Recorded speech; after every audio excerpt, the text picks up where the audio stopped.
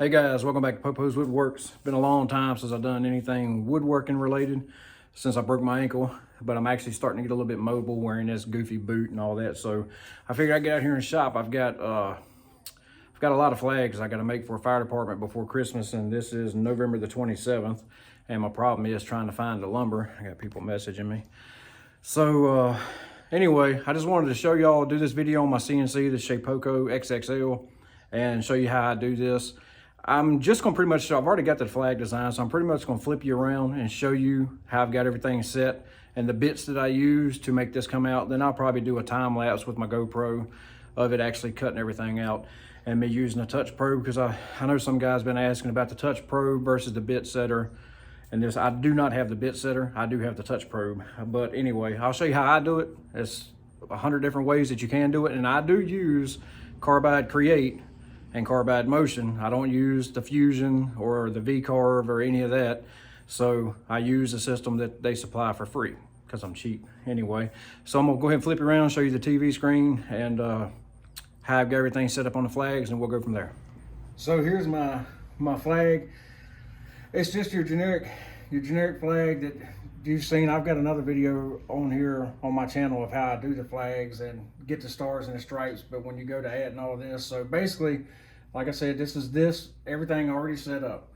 And what I do as far as the, we'll go here, this is 21 inches this way, 11 1/4 wide. I got the depth set at 0.74, which is the thickness of my wood, which that really doesn't matter because I'm not cutting all the way through. And then I got it set at top, and of course the lower left corner, softwood XXL, and I have my retract height right here at 0.2. Saves a little bit of time. All right, then we'll go to the tool path and the bits. Let me enable all these real quick. So my bits on my stripes, I try to use on flags, I try to use all down cut bits, but two of mine broke. So my 1/8 inch bit and my 1/16 inch bit are both up cut, which causes the little fuzzies on the edges. So, but anyway, right here, I'm using on my stripes, I'm going 0.1 in depth, and my step over, I don't change this. I let Carbide figure that out when you enter the bit, which, you know, the 201 bit's already in there. So I really don't fool with the feeds and speeds on that. And the only thing I do is I set the depth and make sure I got it. And then of course I go to pocket. And then down here I write stripes 1.4. Like I said, I gotta do 35 of these flags, so it's gonna be a bunch. And then on my cross, just this outline of the Maltese cross, I'm using a 1/8 inch bit. And the step over, once again, I didn't change anything. I left it the way Carbide did it and just let it rock. And I got the depth set at 0.1 at pocket. And then on my 1/16 inch, 1/16 bit, it's gonna cut, you can see where it turns red, it's gonna cut out the logos. Same depth, because I want it all to be the same, 0.1. On this one, I had to put this tool in. The step over, I left it alone once it figured it out. Depth per pass, I left it alone. I did speed the feed rate up and the plunge rate up a little bit. So I did speed that up a little bit, but you don't want to go too fast with a 1/16 inch bit or you're gonna snap it, because I did that yesterday and it sucks. And then of course, lastly is the stars. And this is always the talk. Some people want to know, like I got some files that I do and it takes probably, I say 25 minutes to cut my stars out, but I'm gonna tell myself, I bought this from this flag I bought from Etsy just to get the stars, because this star pattern right here, however this guy set it up, or the way the file is, I can knock out all these stars in like 12 minutes. And so what I do is I keep one of these as my master, and I make every one of my flags now off of that star pattern, and just change the stripes and whatever the logo is. But if you want to see the feeds and speeds on that, spindle speed 18,000, feed rate is 60, and plunge rate is 30. When I do that on my other flags that I've already got designed, it still cuts 25 minutes or so. So like I said, I forget who I got that from on Etsy, but whatever I guess it's the stars, whatever he did, I like it, because it cuts my time down a quarter of what I was used to. So then you come over here to view simulation, show simulation, and you can see how it's going to look. We'll roll it to the side. But so that's where I got it set. Now, mind you, I will show you this because I got to go ahead and do it. But I have to add a name to every flag. So what I'll do is I come to text and I just do this simple. We'll just do it like this just for sakes. John Doe, I hit apply. I'm dragging it down here to this little corner. And just so I can make sure all the flags are the same, I line it up. These are 1/4 inch blocks. I'll come here and I'll hit resize. And I'll kind of shrink it to where it fits. Let me grab it in the center to where it kind of fits just like that. And I bring it over here to the edge and that's it. And the font, I'll leave it alone. It's cutting good, which is Arial regular. All right. Now when I go to do my toolpath on this, what I do just to speed things up, instead of going to V-carve, I just hit advanced V-carve and let it figure, because it's already got my bit set, my 60-degree V bit. And I hit OK. And then it says 2 minutes cut time, but reality it does it in 1 minute and 4 seconds. It makes one pass and the name is cut out and then it's done. So we'll do show simulation, which on here, when you're looking at the simulation, it's kind of hard to see, but you can kind of get it. But it shows really good on the flag. So don't let that discourage you if it don't show up so good when you're doing a simulation. But pretty much my stripes are roughly 13 minutes. My cross, what you see right there in red, 17-minute cut time. Logo's 20 minutes. The stars is 16 minutes. My bad, I told you 12. But when you actually get it into carbide motion, it goes a little faster. And then 2 minutes for the name on it. So I'm gonna go ahead and delete this, and I'm gonna put the real name in it that I need. And I'll show you how I set my machine up to get to cutting. Also, before I forget this part, for the ones that are new with this, I've already got all these saved in my G code. So the only thing I'm adding on each flag is a different name of the fire department member. So basically what I do is I go to these, I right click it and I hit disable. And then when I go to save my G code, all I want to save is the name. So I come down to save G code because I got that one enabled, and it's just as simple as name. And save it, and now that's in there. And I can go to this, load my file, click on stripes, and it says 16 minutes for the stripes. So we'll go ahead and get this thing fired up and dialed in, and I'll show you the rest. All right, so I'm gonna show you what I do here. I use a touch probe. It's mixed emotions when you hear people talk about them. I personally love it and don't know how I'd use this machine without it. So basically what I do is I line this up, I put it on the corner, and then I'll go to probe corner, which I know you can't see this on the screen, but it's Z, X, Y, and I'll do a 1/4 inch end mill. And then I hit, oh wait a minute, you gotta make sure you put the alligator clip on there, or that when it touches, it won't know it's touching, it'll break your bit. Done that before.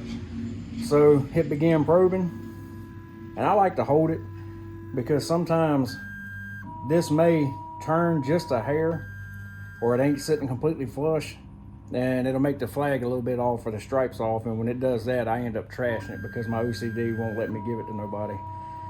If I notice it and I don't like it, it ain't never gonna leave my shop. So it does the left side, it does the top, and then it does this side, and then it's pretty much done. And that's it. So once it's done, I take the clip off, I remove the probe, and now cut the router on and let it do its thing. So I'm gonna fire the GoPro up so to save my phone battery and show you what that looks like, but I'm gonna do it in time lapse because I ain't gonna make you sit here for 16 minutes watching it cut stripes.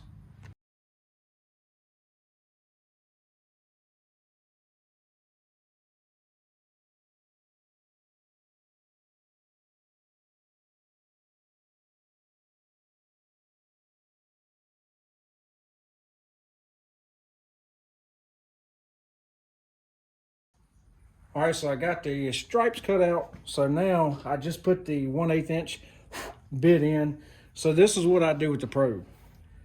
This is where the bit setter would come in handy, I guess. But I mean, for the money, it really doesn't take me that long to do this part. So basically, my next cut's going to be here. So I'm going to put that there. And you don't put it on the edge of the wood. You just set it right on the center. And then I'll bring the bit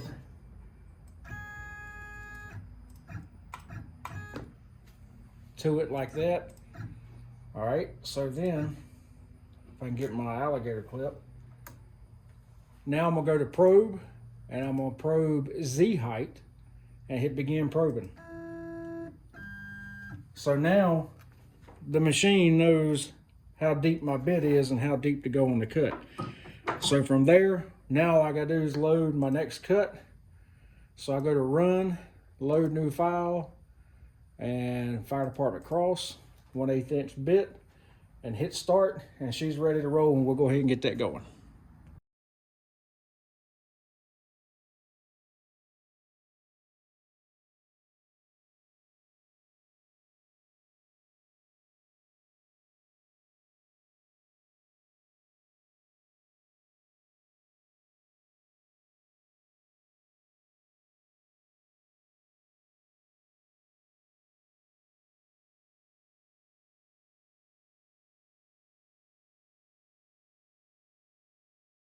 All right, for the ones of you that are not familiar with an upcut versus a down cut, if you look at the edges here, this is a down cut bit, so the bit cuts down. All right, now this is an upcut bit.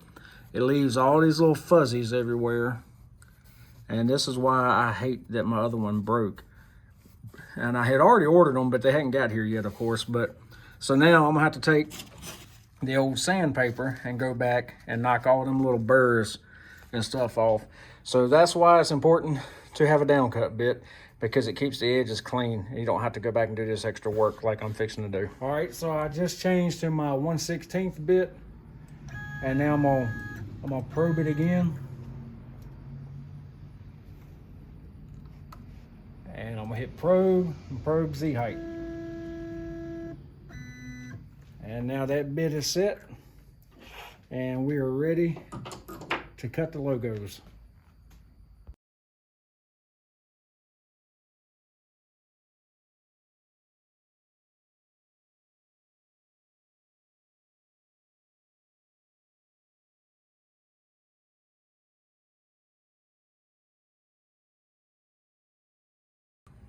All right, so now I'm at a bit change again. So I wanted to show y'all this. This is the Amana Tools Spectra coated, I guess. It's the 1/4 inch down cut bit. It's what I use for my stripes. This is also Amana Tools Spectra coated. This is the 1/8 inch bit. This is an upcut, not the down cut.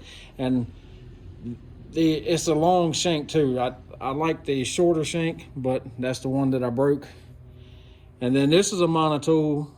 If I can get my camera to focus, it's not Spectra coated. It don't want to focus, but it's the 1/16 bit.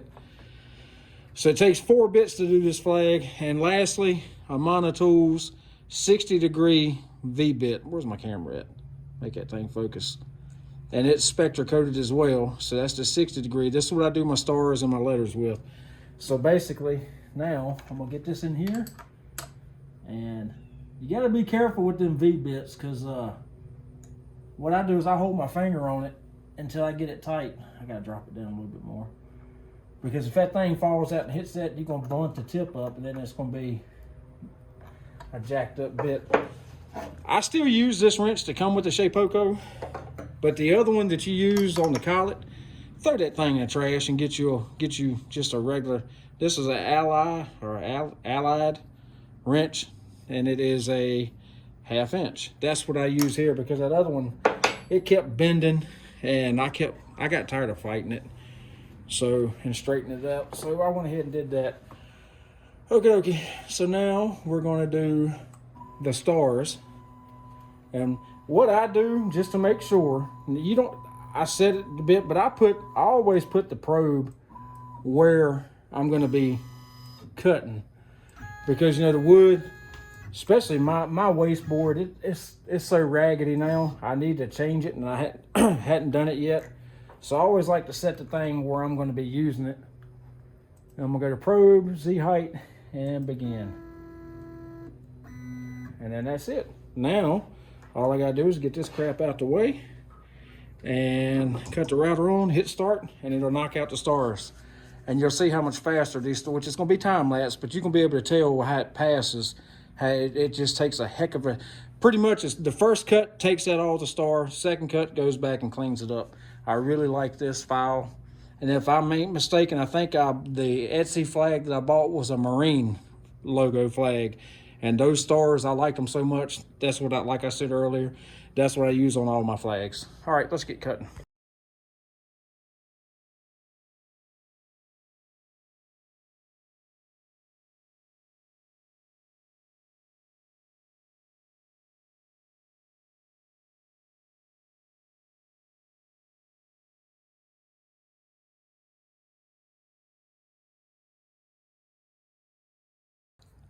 Something else that I do is once I cut the flag, I flip it over, and of course I probe the X, Y, and Z again. Let me go ahead and do that. And what I do is I put the 1/4-inch end mill back in it, and then I cut out two, I call them hangers. I cut out 2 slots to where you can actually hang the flags on the wall, and you don't have to add any hardware or none of that, because I've got a couple that I've done inside of my house, and I did the same slots, and it actually 2 nails, and it hangs perfectly flat against the wall. So I'm gonna show you what I'm talking about here in just a second. Let me get this off of here. All right, and then I'll get this thing started up and show you.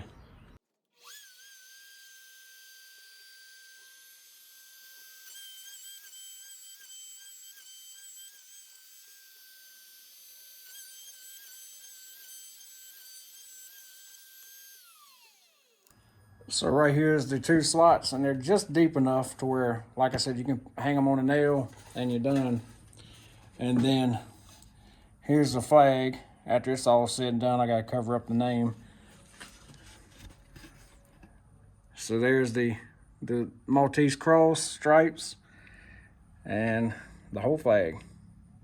Now, of course, I've got to go here and put let me get it like this. I got to go right here and put the thin red line in it, which I'm going to use red stain to do that as well, and then clear coat it, and she'll be done. Now there's only one thing left to do with these flags before I clear coat them, and that's take my branding iron and put my mark on it.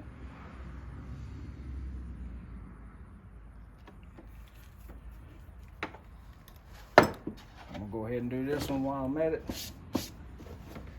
It ain't quite hot enough, but I'm impatient.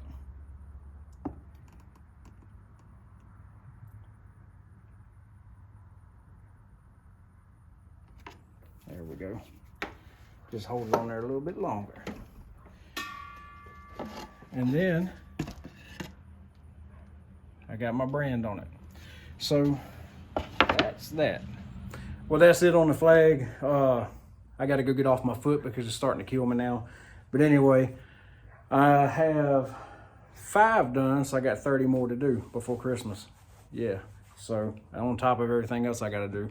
But anyway, if you got any questions over what I just did, shoot me a comment. If you need me to go more in depth on these flags and how I do it, then I'll do that also, because that's how I'm learning, or how I did learn, and how I'm still learning, is by watching YouTube videos. And if I can put something up here for you guys that just got a CNC and you're trying to learn yourself, then I'll be glad to do that to help you all out.